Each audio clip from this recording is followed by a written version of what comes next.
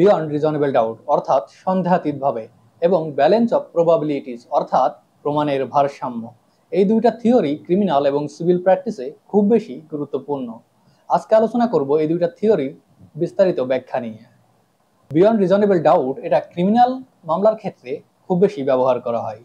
আপনি যখন কোনো একটি আসামিকে সাজার কথা চিন্তা করবেন তখন অবশ্যই আপনাকে সেই মামলাটি বিয়ন্ড রিজনেবল ডাউট প্রমাণ করতে হবে। অর্থাৎ একটি মামলায় কোনো প্রকার সন্দেহের ঊর্ধ্বে আপনাকে আসামি যে অপরাধ করেছে সেটি প্রমাণ করতে হবে।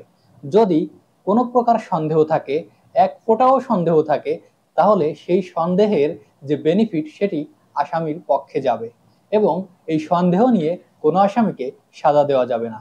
আমাদের আইনের একজন দার্শনিক বলেছিলেন, 10 জন অপরাধী ছাড়া পেয়ে যাক, কিন্তু একজন নিরপরাধ ব্যক্তিও যেন সাজা না পায়।